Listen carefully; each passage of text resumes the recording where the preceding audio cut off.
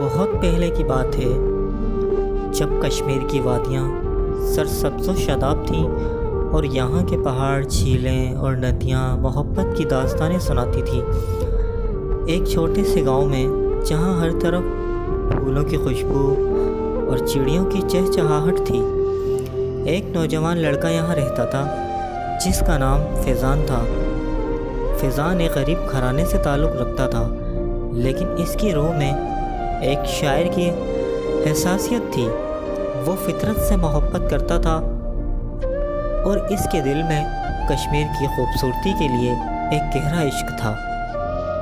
فیضان کے گاؤں کے قریب ہی ایک اور گھرانہ تھا جہاں ایک لڑکی رہتی تھی جس کا نام یاسمین تھا۔ یاسمین بھی فیضان کی طرح فطرت سے محبت کرتی تھی اور اس کی آنکھوں میں کشمیر کی جھیلوں کی طرح گہرائی تھی۔ یاسمین اور فیضان بچپن سے ہی ایک دوسرے کو جانتے تھے۔ وہ اکٹھے کھیلتے، پہاڑوں پر چڑھتے اور جھیل کے کنارے بیٹھ کر خواب دیکھتے تھے۔ وقت گزرنے کے ساتھ ساتھ ان کی دوستی محبت میں بدل گئی۔ فیضان اور یاسمین کی محبت کشمیر کی وادیوں کی طرح پاکیزہ تھی۔ وہ ایک دوسرے کے بغیر رہ نہیں سکتے تھے۔ فیضان یاسمین کو اپنی شاعری سناتا اور یاسمین اس کی آنکھوں میں اپنے مستقبل کے خواب دیکھتی۔ دونوں نے فیصلہ کیا کہ وہ ایک دوسرے سے شادی کریں گے، چاہے دنیا کی کتنی ہی مشکلات کیوں نہ ہو۔ لیکن کشمیر کی وادیوں میں محبت کی داستانوں کے ساتھ ساتھ درد اور جدائی کے قصے بھی چھپے ہوئے ہیں۔ یاسمین کے گھر والوں کو جب اس بات کا پتہ چلا کہ وہ فیضان سے محبت کرتی ہے تو وہ سخت ناراض ہوئے۔ یاسمین کا خاندان امیر تھا اور وہ نہیں چاہتے تھے کہ ان کی بیٹی ایک غریب لڑکے سے شادی کرے۔ انہوں نے یاسمین کو سمجھانے کی کوشش کی، لیکن یاسمین کا دل فیضان کے سوا کسی اور کے لیے نہیں تھا۔ ایک دن یاسمین کے والد نے اسے بلایا اور کہا، بیٹی، ہم نے تمہارے لیے ایک اچھے رشتے کا انتظام کیا ہے۔ وہ لڑکا امیر ہے اور تمہیں ہر وہ چیز دے گا جو تم چاہو گی۔ فیضان کے پاس کچھ نہیں ہے، وہ تمہیں کیا دے گا؟ یاسمین نے آنسو بہاتے ہوئے کہا، ابا، فیضان کے پاس دنیا کی ہر دولت نہیں ہے، لیکن اس کے پاس میرا دل ہے، میں اس کے بغیر نہیں رہ سکتی۔ لیکن یاسمین کے والد نے اس کی بات نہیں مانی۔ انہوں نے فیصلہ کر لیا کہ وہ یاسمین کی شادی کسی اور سے کریں گے۔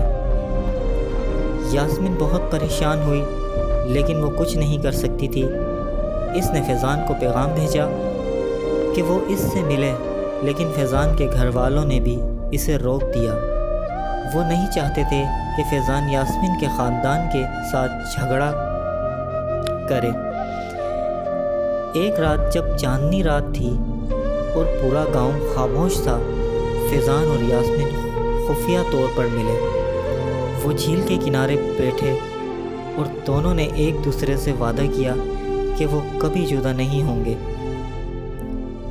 فیضان نے یاسمین سے کہا، یاسمین، میں تمہارے بغیر نہیں رہ سکتا۔ ہم کشمیر کی ان وادیوں سے دور چلے جائیں گے جہاں کوئی ہمیں نہیں پہچانے گا۔ یاسمین نے سر ہلایا، لیکن اس کے دل میں خوف تھا۔ وہ جانتے تھے کہ اگر وہ بھاگ گئے تو ان کے خاندان انہیں کبھی معاف نہیں کریں گے، لیکن محبت نے انہیں ہر خوف سے بالاتر کر دیا تھا۔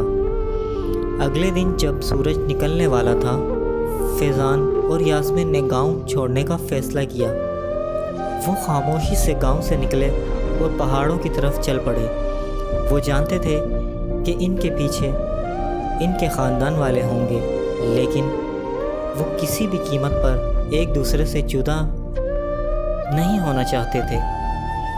کچھ دنوں تک وہ پہاڑوں میں بھٹکتے رہے۔